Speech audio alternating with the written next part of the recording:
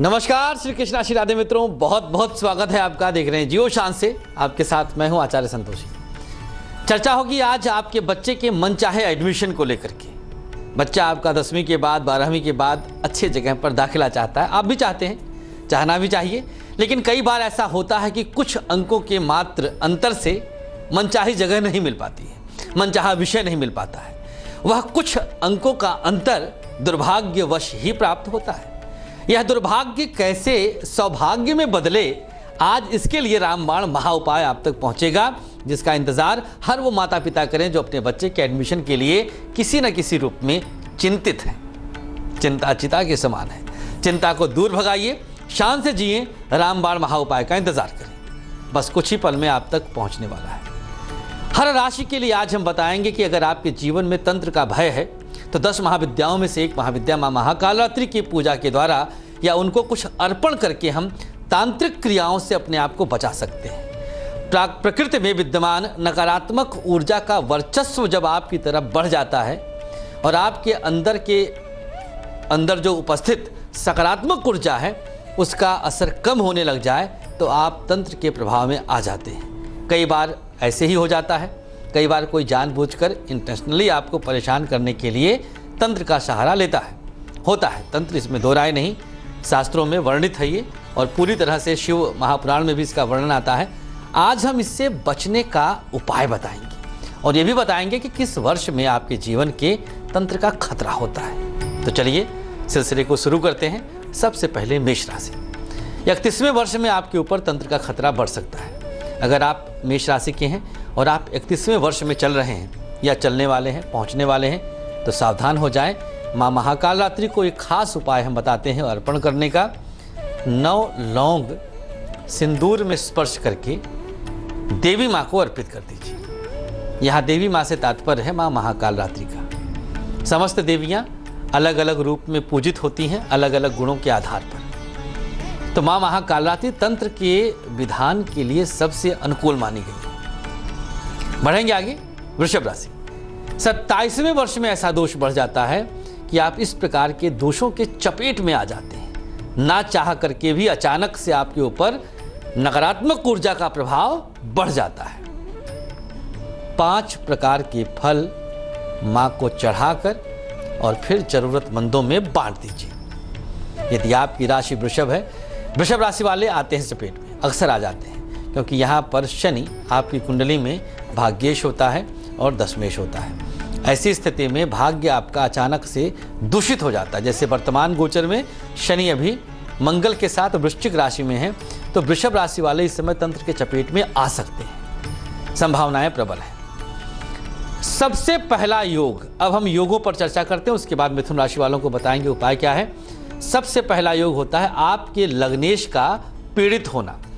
हमने शुरुआत में ही बताया कि सकारात्मक ऊर्जा का आपके जीवन से समाप्ति, तंत्र के प्रभाव अर्थात नकारात्मक ऊर्जा का वर्चस्व बढ़ना है।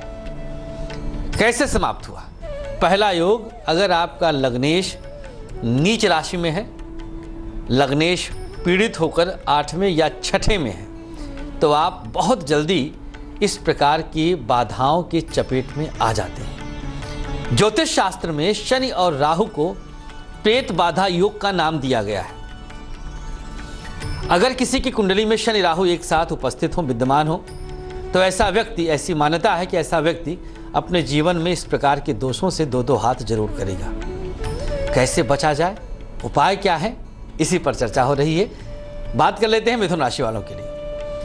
30वें साल में अचानक ऐसा दोष बढ़ जाता है जब आप 30वें वर्ष में चलते हैं। उपाय, 3 बड़ी इलायची मिश्री के साथ देवी मां को चढ़ा दीजिए। 3 बड़ी इलायची जो मसाले में प्रयुक्त होती है, मिश्री के साथ देवी मां को अर्पण कर दीजिए। आपका कार्य पूर्ण हो जाएगा। आप प्रत्येक प्रकार की बाधाओं से खुद को सुरक्षित कर लेंगे। जितना भी आपके आसपास इर्द गिर्द संभावना रहा हो कि आप इस प्रकार की चपेट में आ सकते हैं। कर्क राशि। बहुत जल्दी, बेहद आसानी से तांत्रिक क्रियाओं के चपेट में आते हैं। जलीय राशि है, जरा सा भी कुछ मिल जाए जल में, जल दूषित हो जाता है। 42वें साल में जो खतरा आपके सर पे मंडराता है, खतरनाक होता है। माँ को क्या ऐसा अर्पण करें माँ कालरात्रि को जिससे आप सुरक्षित रहें? ये देखिएगा, आंवले का फल ले लीजिए, 2 आंवला देवी माँ के चरणों में जाके अर्पण कर दीजिए। आपकी कुंडली का 12वां भाव, आपकी कुंडली का 3य भाव दोनों मजबूत कर ले जाएंगे एक बार में। बुध आपका पूरी तरह से मजबूत हो जाएगा। तांत्रिक क्रियाओं से आप हर तरह से सुरक्षित महसूस करेंगे। अगला योग है क्या, अब उस पर चर्चा हम करते हैं। शनि राहु के विषय में जाना आपने, लग्नेश के नीच होने के विषय में जाना आपने। हस्तरेखाओं में भी तंत्र की रेखाएं होती हैं कि आप तांत्रिक अभिचार के शिकार हो सकते हैं या नहीं, ये भी हम आपको आगे बताएंगे। अगला योग, अगर आपकी कुंडली में मंगल पीड़ित अवस्था में हो, मंगल आपकी आत्मविश्वास और इच्छा शक्ति का कारक है, कहीं से भी किसी भी रूप में मंगल का दूषित रहना, ये भी बहुत जल्दी आपको तंत्र के शिकार की तरफ लेके जाता है।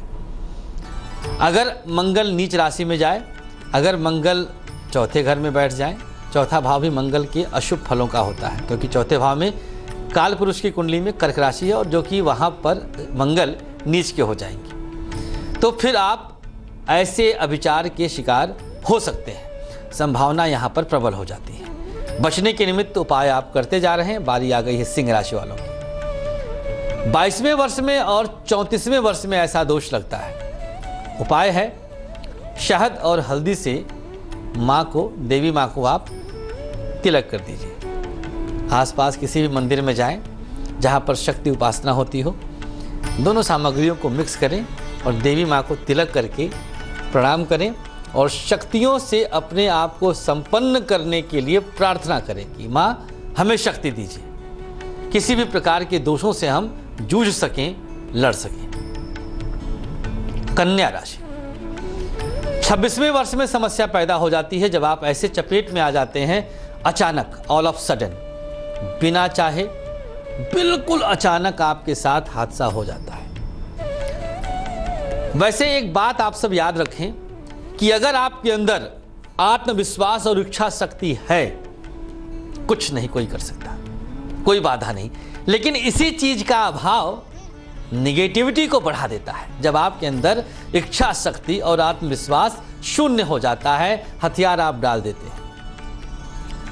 अब जो निगेटिव एनर्जी है उसके करीब आप चले गए।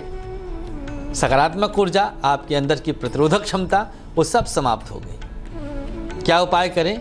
खास तौर पर कन्या राशि वाले, लेकिन पहले जाने कन्या राशि वालों के साथ ऐसा हादसा कब हो सकता है। 26वें वर्ष में इस प्रकार की समस्या पैदा हो सकती है। उपाय है, लाल चुनरी में नारियल बांध के देवी मां को अर्पित कर दीजिए। नारियल लीजिए, लाल चुनरी में बांधें।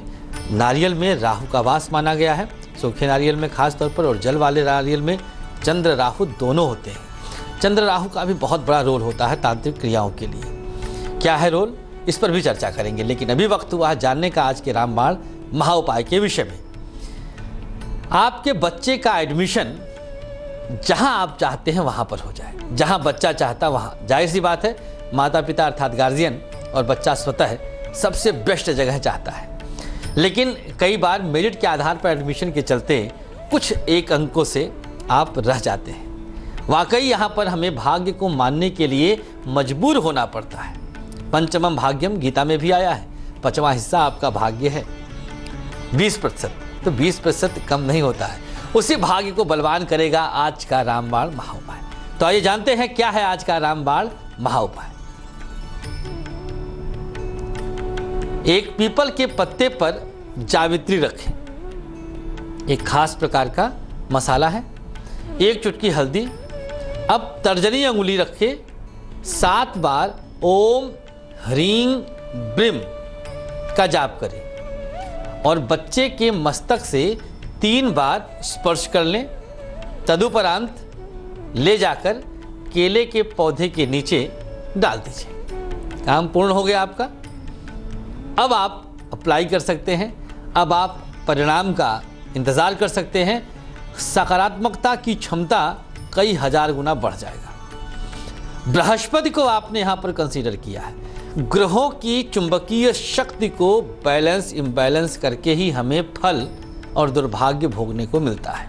उसी को हम संतुलित कर ले जाएं, जो हम चाहते हैं वो हो जाए, इसके लिए ही उपाय होता है। बढ़ेंगे आगे। तुला राशि।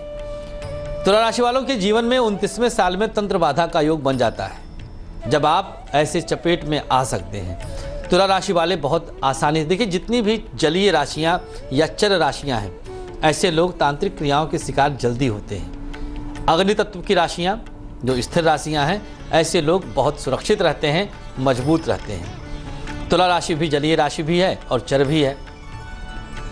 एक सूखे नारियल में घी भर लीजिए, अपनी क्षमता के अनुसार, ज़्यादा मात्रा में ना भरिएगा, और ले जा करके देवी माँ को आप चढ़ा दीजिए। यदि आपकी राशि तुला है तो यही एक छोटा सा उपाय आपको सुरक्षित करेगा, आपको तांत्रिक क्रियाओं के दुष्प्रभाव से, दुष्चक्र से बचाएगा। वृश्चिक राशि वर्तमान गोचर में सबसे ज़्यादा पीड़ित राशि, सबसे ज़्यादा दूषित राशि।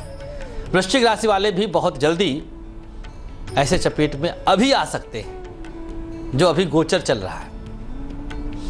वर्तमान गोचर में मंगल और शनि का एक साथ वृश्चिक राशि में रहना आपके अंदर की शुभ प्रभाव को कम कर रहा है। मंगल चूंकि पीड़ित अवस्था में है, गोचर में वक्री भी है, साथ में शनि भी वक्री चल रहे हैं, तो शनि तंत्र के सबसे बड़े कारक होते हैं। अब 34वां साल जो आपका अगर चलने लग गया होगा, तो 34वें साल में आपके लिए दिक्कत बहुत ज़्यादा बढ़ जाती है। क्या उपाय करें? अगर आपकी राशि वृश्चिक है, पंचमेवा का प्रसाद माँ को चढ़ा दीजिए। आपके लिए सर्वोत्तम और सर्वोच्च फलदायक पंचमेवा का प्रसाद रहेगा। ये माँ को आपको अर्पित करना है। बस एक बार अर्पण करके देखिएगा। हर प्रकार से जो अशुभता आप तक पहुंचने वाली थी, जिस वजह से आप परेशान होने लग गए थे, समस्त कारणों का एक पल में जैसे नाश हो जाएगा। अक्सर लोग आपके भोलेपन का फायदा उठाते हैं। सर में दर्द है, नहीं ठीक हो रहा है, मेडिकल चेकअप कराया आपने, कुछ नहीं निकला।